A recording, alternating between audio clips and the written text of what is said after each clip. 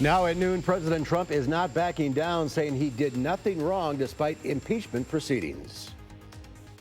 From the Channel3000.com Alert Center, this is News 3 Now at noon. Good afternoon, everyone. I'm Mark Kane. Thanks for tuning in to News 3 Now on this Friday afternoon. Let's head over to the Weather Center.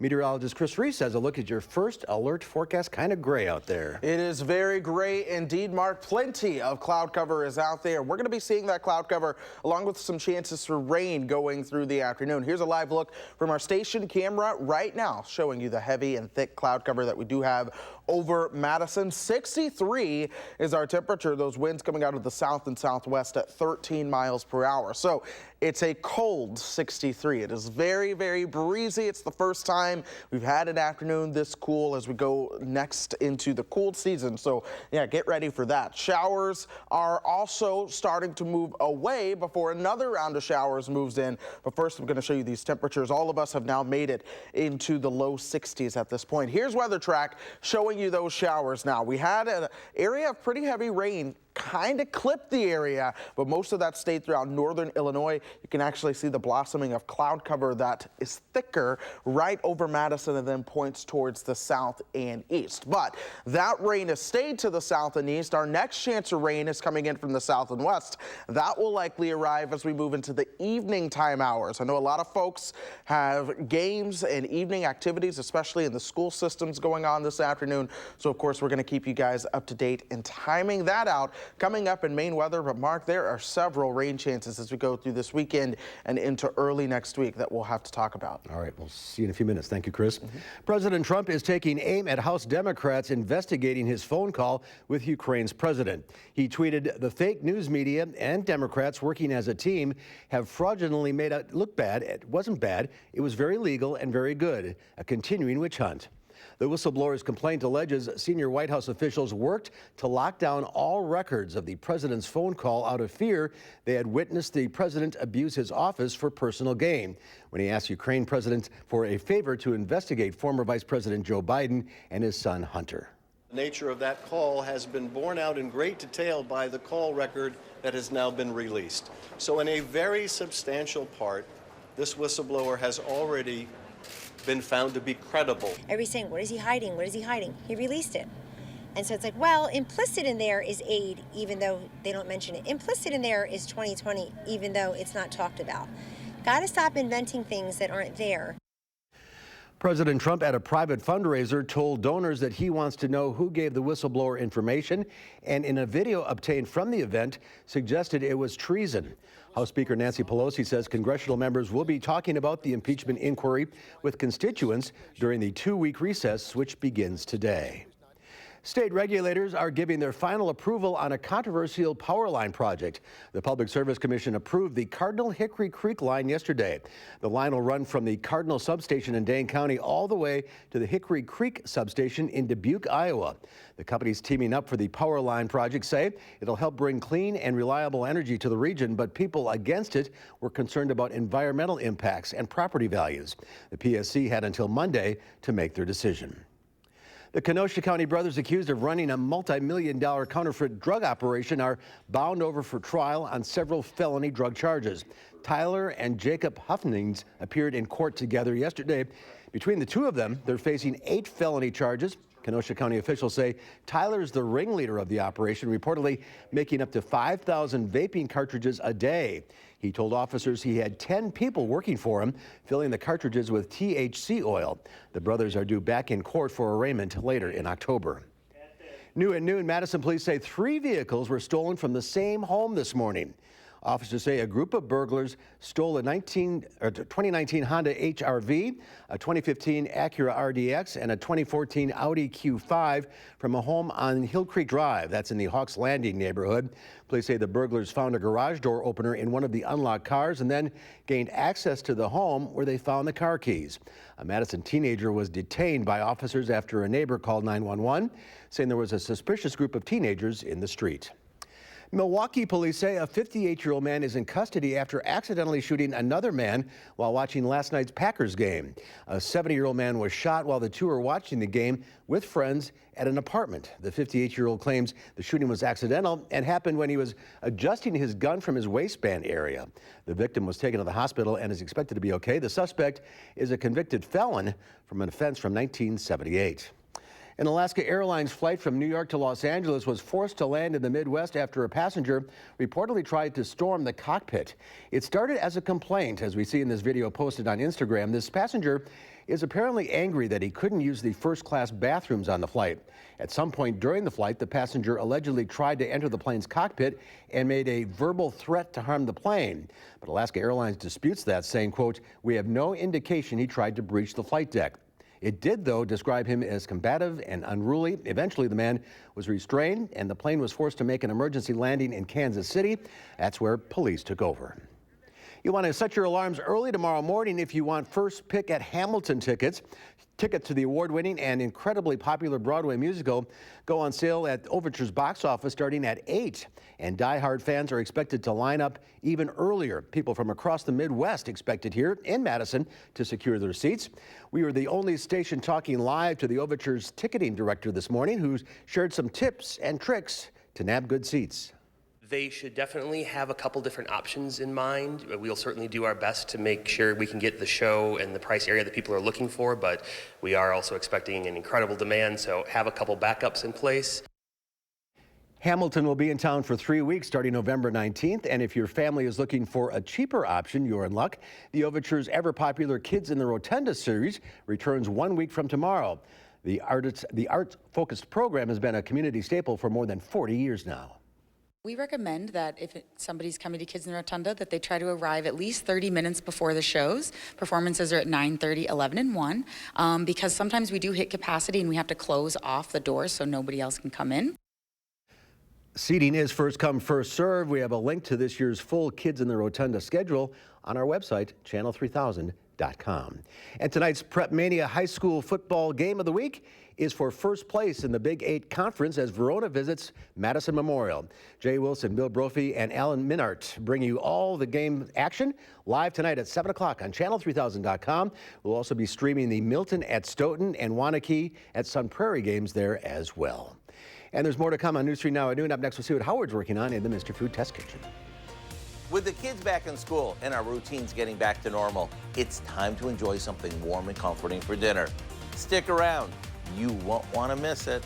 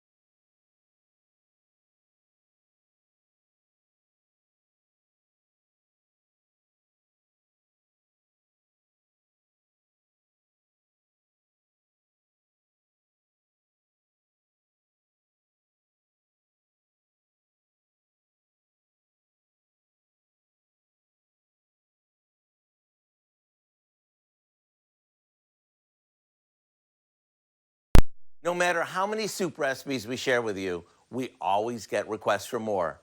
So now with the kids back in school and the weather starting to cool down, we're sharing a brand new soup recipe that'll keep you warm and your belly full all season long. After melting some butter in a soup pot, we saute some onion and carrot to give them a nutty flavor. Next, we add a good amount of chicken broth, along with some potatoes that we've peeled and diced. Yes, this is going to be really hearty. After this cooks for a bit and the potatoes are fork tender, we add in some canned cream-style corn, a package of frozen chopped spinach, some shredded cooked chicken, and a pinch or so of ground black pepper. Once the soup is heated through and all the flavors come together, it's ready to satisfy any appetite. I mean, who can resist a creamy soup studded with corn, spinach, potatoes, and lots of tender chicken? Not me. And don't forget to set out some bread for Duncan. That's the best part. The recipe for our hearty chicken and corn soup is waiting for you online so you can enjoy it as soon as tonight. I'm Howard with Kelly in the Mr. Food Test Kitchen, where today we found a super comforting way for you to say, ooh, it's so good. All right, Howard, thank you. There's more to come on News 3 Now at noon. Chris Reese has your Friday night forecast. We'll see if your prep game may be rained upon. We'll be right back.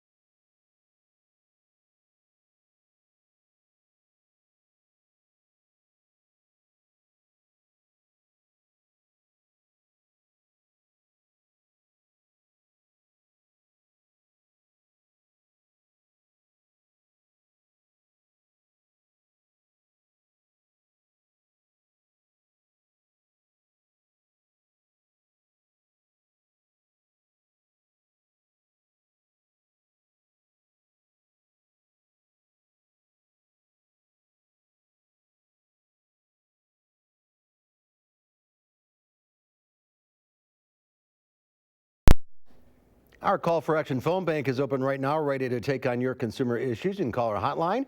Volunteers will help you with any consumer complaints. The number is 608-270-2833. The service is open every Monday, Wednesday, and Friday between 11 and 1.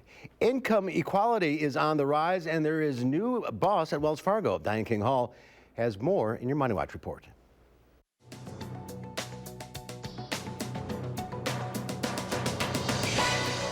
Income inequality now stands at the highest level in more than 50 years. According to the Census Bureau, the median U.S. household income rose to nearly $62,000 last year.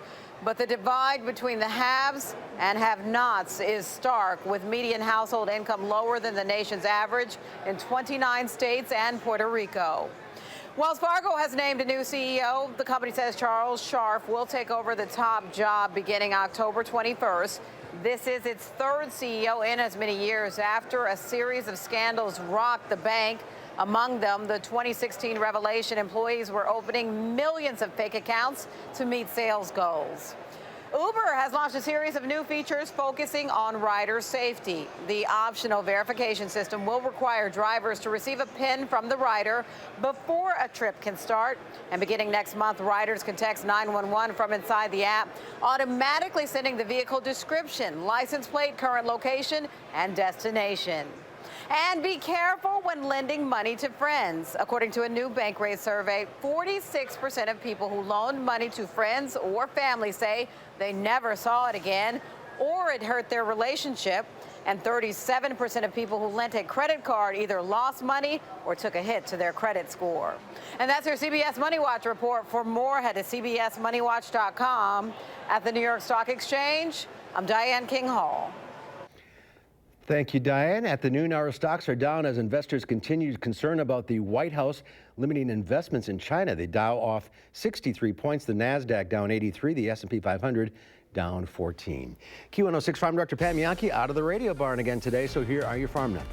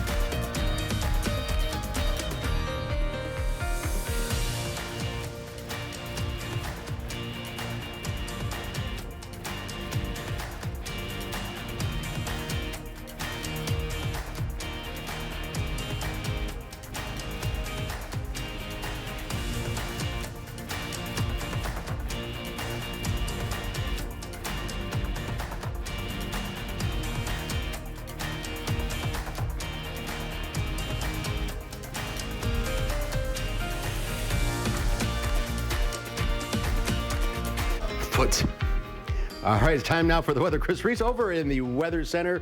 A lot of rain on the way. That is certainly true. We had some rain move just towards the south earlier this morning. That is where we saw some of the heaviest rain right across northern Illinois. That's moving through Chicagoland over towards South Bend, Indiana. There's still some cloud cover back towards the west, and it is certainly going to be gray. But this brighter cloud cover that you're seeing, those are the taller clouds that we are looking at there. But here's visible cloud track showing you all of that cloud cover back towards the west as well. And again, you see where these taller clouds are. Some lower but still fairly uniform clouds do exist throughout the rest of Wisconsin and back towards the south and west. So that's what you're looking at outside right now. The temperature 63 degrees, but it's a cooler 63 because things are very breezy. Also, winds coming out of the south and southwest at 13 miles per hour. So as you step outside, it'll actually feel a little bit like the upper 50s once that breeze begins to hit your skin. But again, those winds are coming out of the south. That's ushering in some moisture,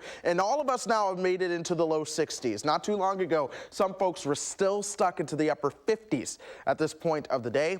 I do think that could potentially be the case as we head into tomorrow. Notice the higher dew points are just towards the south, which again does line up with where we saw a lot of the heaviest rainfall fall throughout the day, along with plenty of lightning. One of the things I like to point out is that oftentimes the higher your dew point, the more lightning you will see. So there were some showers of thunderstorms towards the north earlier too. There wasn't a lot of lightning with those, but where the air was a little bit more moisture rich, that's certainly where we saw more of that lightning count. And that's what we're going to be watching as we head through the rest of today as well. That severe weather threat really goes from about the state line down south, an enhanced risk, or that's level 3 out of 5 for parts of north central Illinois back into extreme southeastern Iowa. We'll be watching that. For us, We are on the northern side, and we will have to keep our eyes locked in for the potential of a heavy rain threat. But even still, I do think that heaviest rain is going to pass towards the south. Watch this afternoon. We'll see those temperatures warm up a couple more degrees. Look for your highs into the upper 60s. 6:30. The rush hour is coming to an end, but a lot of those outdoor games are getting ready to start. So if you're headed out to a football game, make sure you have a rain jacket handy. But those showers will come on through. Notice the wind starting to come out of the north now. So here comes some drier air that begins to filter on in. And a lot of the heaviest rain then pushes towards the south and east. This is 9 o'clock. A lot of that starts to move on out of here. The drier air moves in overnight. That'll allow our lows to cool down into the upper 40s. I wouldn't be surprised to see some sunshine tomorrow, but the further south and east you are, it is going to be cloudy. At 12:30, temperatures still into the upper 50s at this point. We will warm up to a high in the low 60s. Then on Sunday, another round of rain comes in from the south and west. This time, it's a warm front. That sets the stage for more rainmakers as we head into early next week. The reason for that, our jet stream pattern is going to set up, tapping into moisture from the Pacific Ocean and shooting all of that up towards the Great Lakes region. So we'll be looking at multiple chances for some showers and thunderstorms to come on through here, not just over the weekend, but we're also talking into Tuesday and Wednesday. And folks, we really could see a lot of rainfall, Mark, perhaps upwards of 3 or 4 inches of rain throughout some spots. So some alert days go all the way through the middle of the week. And I can finally make my chili in this forecast. We are finally seeing some days with highs that'll likely be in the 50s and lows in the low 40s. That's the trigger, right? That's the trigger, at least for me anyway. I know some folks have already been making the chili, but I've been waiting for some good fall weather. And if that's what you've been hoping for, minus the rain, I do think that good fall weather is on the way. And a pretty dry Badger game tomorrow. Tomorrow's Badger game, I do think, should be dry. Tonight could be a problem. Tonight's a problem. All right, Chris, thank you. Well, does your pet's vet make house calls? Coming up, a look at an app that makes pet health care more convenient.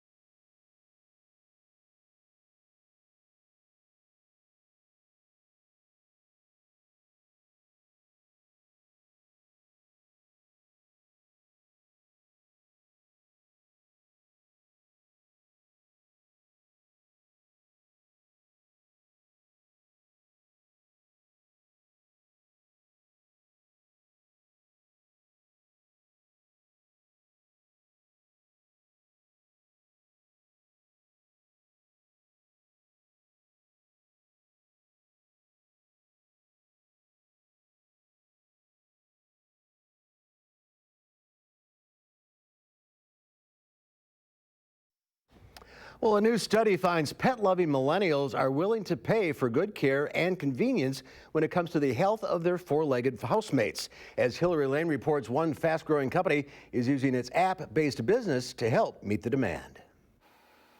Ashley Hesseltine has been a pet parent to Dewey for 11 years. And when it comes to her dog, she spares no expense. When I got Dewey, I had just started on my own as a freelance writer. I had no money. I went into credit card debt, just getting him taken care of. When he began showing signs of joint stiffness, she became concerned and turned to Fuzzy Pet Health, a subscription-based pet healthcare company. Dewey, look who it is!